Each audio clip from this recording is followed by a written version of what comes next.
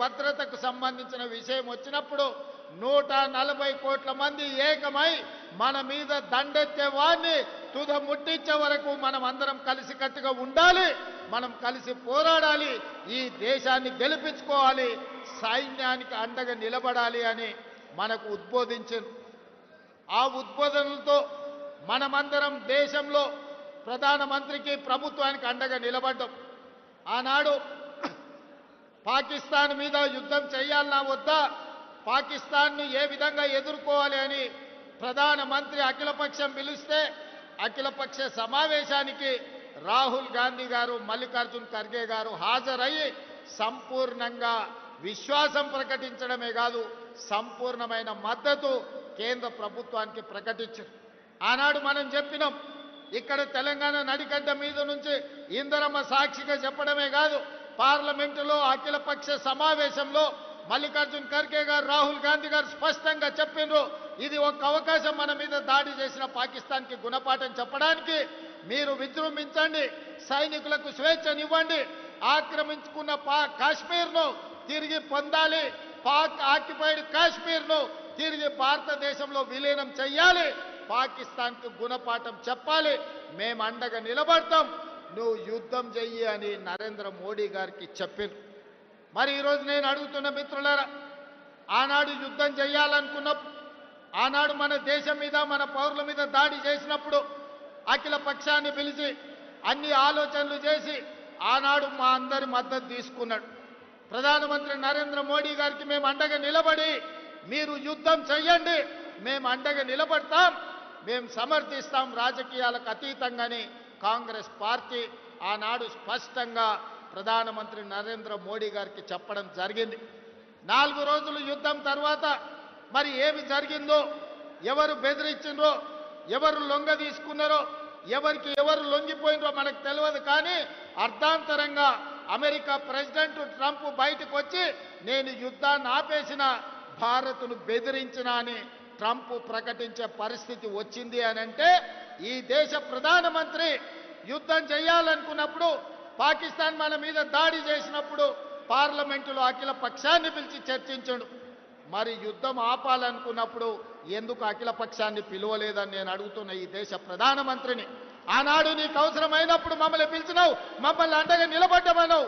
మేము సైనికులను, అమరులైన భారతీయులను దృష్టిలో పెట్టుకొని రాజకీయాలకు అతీతంగా మోడీకి, బీజేపీకి అండగా నిలబడ్డాం. కానీ కాల్పులు ఆపినప్పుడు, యుద్ధం విరమించినప్పుడు మీరు అఖిల పక్షాన్ని ఎందుకు పిలవలేదు, అందరితో ఎందుకు సంప్రదించలేదని ఈరోజు ఈ జై హిందూ ర్యాలీ సందర్భంగా నేను వారిని అడగదలుచుకున్నా. మిత్రులారా, నాయకత్వం అంటే ఆషామాషి కాదు, యుద్ధం అంటే ఉపన్యాసాలు ఇచ్చుడు కాదు, మైకులో పెద్ద పెద్ద సంభాషణలు చెప్పుడు కాదు.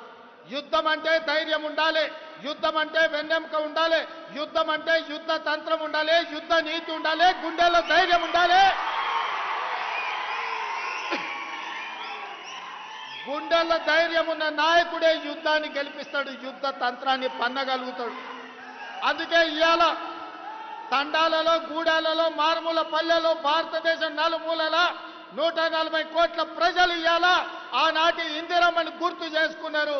1967లో చైనా అతి తెలివితేటలు ప్రదర్శించి భారతదేశం మీద యుద్ధం ప్రకటించింది. ఆనాటి ప్రధానమంత్రి శ్రీమతి ఇందిరాగాంధీ గారు తిప్పి కొట్టడమే కాదు, చైనాను ఓడించి మోకాళ్ళ మీద కూసబెట్టి చైనాకు గుణపాఠం చెప్తే మన్న జరిగిన చైనా దురాక్రమణ 4000 స్క్వేర్ కిలోమీటర్లు ఈరోజు భారత భూభాగాన్ని ఆక్రమించుకున్నారు. కర్నల్ సంతోష్ బాబు సూర్యాపేట కోదాడ బిడ్డ, ఉత్తమ్ కుమార్ రెడ్డి గారి నియోజకవర్గానికి సంబంధించిన కర్నల్ మన ఆర్మీ జవాన్ను చైనా పొట్టన పెట్టుకుంటే కనీసం నరేంద్ర మోడీ గారు చైనాకు తిరిగి జవాబు చెప్పే పరిస్థితిలో లేరు.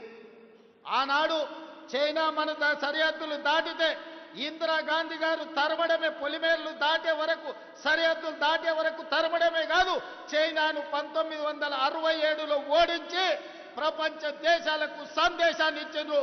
భారత్ వైపు ఎవడు కన్నెత్తి చూసినా వాళ్ళ గుట్లు వీకుతాం, గోటీలు ఆడుకుంటామని చెప్పి ఇందిరమ్మ ఆనాడు నిరూపించి చైనాకు గుణపాఠం చెప్పింది.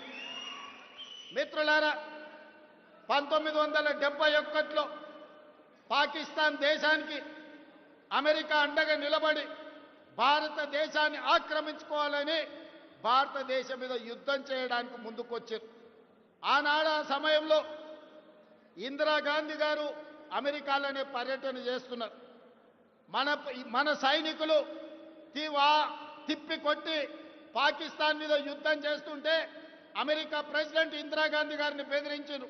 మీరు తక్షణమే యుద్ధం ఆపాలి, యుద్ధం ఆపకపోతే మేము పాకిస్తాన్కి మద్దతు ఇచ్చి మీ దేశాన్ని ఓడిస్తామని చెప్పి ఆనాటి అమెరికన్ ప్రెసిడెంట్ ఇందిరాగాంధీ గారిని బెదిరిస్తే ఇందిరాగాంధీ గారు ఒకే మాట చెప్పింది, నా దేశాన్ని రక్షించుకునే గుండె ధైర్యం ఉంది, నాకు వెన్నెముక ఉంది, నీకు చేతనైతే పాకిస్తాన్ తరపున యుద్ధానికి రా, యుద్ధంలోనే తేల్చుకుందాం, నీ సంగతి ఏందో చూస్తా అని ఆనాడు ఇందిరాగాంధీ గారు గుండె ధైర్యంతోనే అమెరికా ప్రెసిడెంట్కు ధీటుగా జవాబు చెప్పడమే కాదు, 1971లో జరిగిన పాకిస్తాన్ యుద్ధంలో పాకిస్తాన్ను ఓడించడమే కాదు, పాకిస్తాన్ 2 ముక్కలు చేసి దేశాన్ని ఒక బంగ్లాదేశ్ దేశంగా, రెండోది పాకిస్తాన్ దేశంగా ఇందిరాగాంధీ గారు విడగొట్టారు.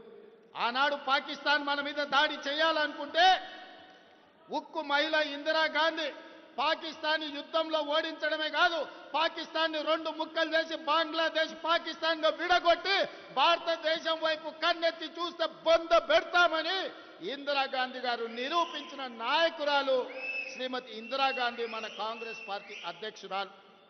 అందుకే ఆనాడు నెక్లెస్ రోడ్లో నేను చెప్పిన, నరేంద్ర మోడీ గారు మీకొకవేళ ఆలోచన లేకపోతే, మీకొకవేళ ఏ విధంగా పాకిస్తాన్ ఓడించాలని అర్థం కాకపోతే ఆనాటి అపరకాలి ఇందిరమ్మను ఆదర్శంగా తీసుకో, ఇందిరమ్మకు దండం పెట్టి బయలుదేరు, ఇందిరమ్మ మహిళా శక్తిగా అపరకాలిగా నీకు అండగా ఉంటుంది.